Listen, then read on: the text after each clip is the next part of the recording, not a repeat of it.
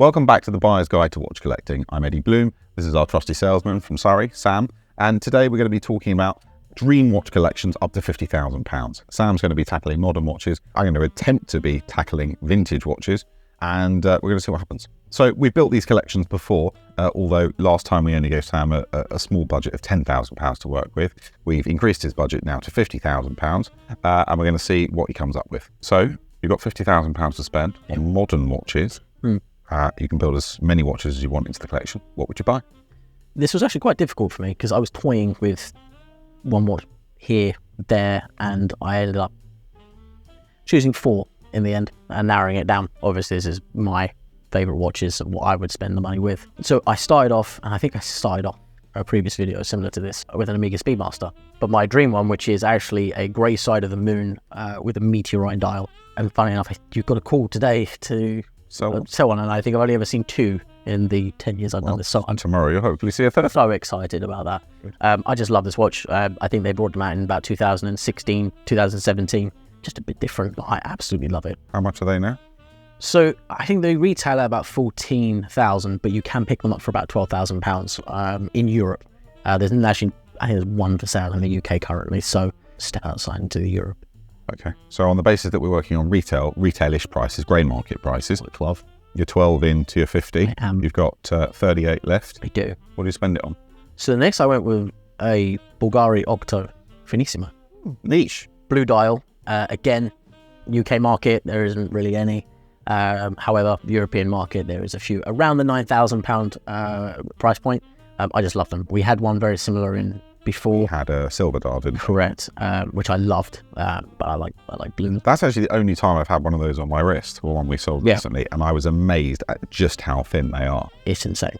I've never been a Bulgari watch fan, apart from, sort of Daniel Roth versions that they did, or Gerald Gentle versions that they did when they took over those brands. But that was a fantastic watch on the wrist. I mean, it really so thin. So thin. I mean, looking at that dial and how they've crammed everything, it's mesmerising. It is, and again, they retail, I think, around 13,000, but they are around 9,000 in Europe. Again, doesn't seem to be many in the UK, but for the excuse my pun, for the calibre of watchmaking that's involved there, it's quite a lot of watch. It's a lot of money, and especially when you do put one on the wrist and you see actually how thin it is. Yeah. It's insane. So, what's that? Another 10? Go on.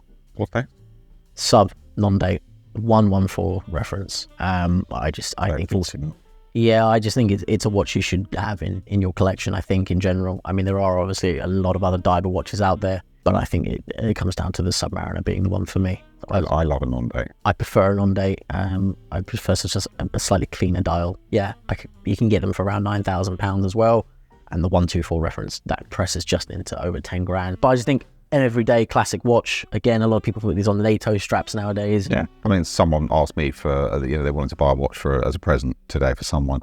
They wanted to spend about £10,000. They had no idea what the guy might like or might not like. They couldn't ask. And I just said, look, he's got to be a Submariner. If you're going to spend that kind of money, what else can you buy that the buyer's going to love? Yeah. I mean, who doesn't like a black Submariner? I mean, it's just classic. It generally should form part of any watch collection for anyone. They're robust, they're versatile, they're understated. Yeah. They just kind of tick every box. But they do everything as well. So what have we got left? 18, 19? About 20 grand left. And I chucked it all into one watch. This is where I was kind of debating, do I break it down into maybe 2 or 3 smaller watches? But I thought, this is my collection, what I would want, and I would go for a free ceramic Daytona. Yeah. So you can pick up a white dial for around 20, just over, but I like the black dial, funny enough. I actually prefer the black dial on the old references. I owned a few, and I always had black dials for myself. Yeah. I just preferred them. I mean, in ceramic, definitely white dial. Yep. But pre-ceramic, I loved the black dials. Yeah, I think the white dial on the ceramic pops a bit more because you have the black ceramic bezel. But on the previous, you can pick them a decent one up for around about 16,000, 17,000 full set. So I would still have some change left over. But if I could get a white, you're looking at 20. So I think that would be my full watch collection, and then have some change to buy some new straps or some winders, I think maybe. I think that's money really, really well spent. And I think that will be a collection you get a lot of enjoyment out of. Yeah. you wouldn't have a watch a day, but you definitely have a really versatile collection that you could chop and change and kind of you'd really enjoy them. Yeah, and for 50,000, that would be my personal dream collection, I think. Right. Okay, so I had 50,000, you got 50,000. However, you are on the vintage market. So what are you buying? So I think I should start by saying that I'm by no means a vintage specialist. I own vintage watches, not many, but some, and I bought them because I love the way they look, and not necessarily because of the history of them. So this is actually quite a hard task for me. I'm going to start with a watch that I own and that I wear frequently, which I've actually got on today by pure chance. And this is a 1973 1680 red sub. If you don't know, it's called a red sub because the word Submariner on the dial is written in red. And I like it because it's kind of a bit of a conversation starter. People always go, oh, what's that? Well, the dial's a little bit different. I like watches that start conversations, and that's definitely a really nice thing about vintage watches. Yeah. They definitely kind of evoke conversations. They tell a bit more of a story, more than a modern piece, which people don't kind of pay as much attention to. Patina on this is particularly lovely. I think I paid about 9,000 for it at the time years ago. Now it's probably about 18,000, especially as it's got original bracelet. So I think that's going to be a starter one for me. I find it a very versatile watch. I've worn it everywhere. You can wear it in any situation. It's really robust, almost as robust as a new one. So I love that. Moving on from there, I'd probably go with kind of the quintessential vintage kind of I've made it Rolex, which is a day-date. Okay. President. Yeah. I wouldn't go for yellow gold because that kind of image just doesn't really work with me. So I think I'd go for white gold. Okay. What dial I'd go for, I'm not sure. Maybe even something custom. We've customized loads of dials and day-dates.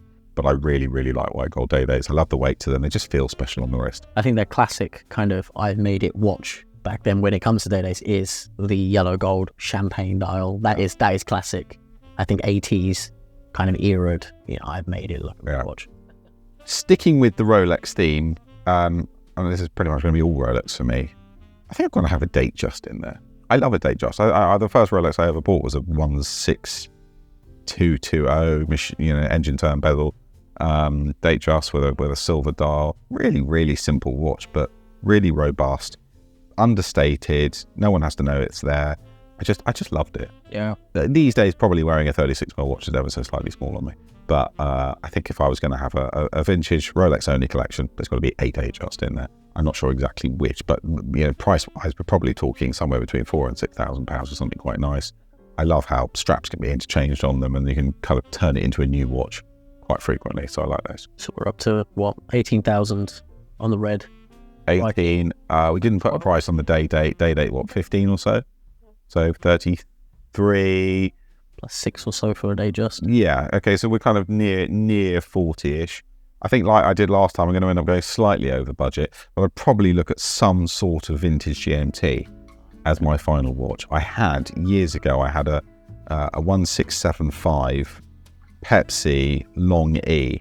Oh, cool. Again, if you don't know what a long E is, when Rolex is written on the dial, the E is slightly longer than they are on other dials. If you like little subtle faults and font changes, and you're into that kind of thing, then they're really cool. Yeah. I love that watch. It looks amazing, on a bracelet or on a strap. Anywhere from late 60s to mid 70s, that kind of range I really like. Value wise, you can pick up something that's not totally original for probably just under 10. And then if you want something really, really special, and use papers with it, anywhere into the 20s. Yeah. But 1675, something with a nice bit of patina to the dial and the bezel. We're just going on, I'm just going on what really just looks cool on the wrist, rather than perfect patina and perfect history. But I think that's probably how I spent my budget, and I think I'd really enjoy all those watches and get loads of use out of them. Okay, so same £50,000 budget. Yep. One wooden watch. What's it going to be? D167 Aquanaut. Steel. Steel. 5167A. Yeah, absolutely. You can get them for just a smidge under 50 as well.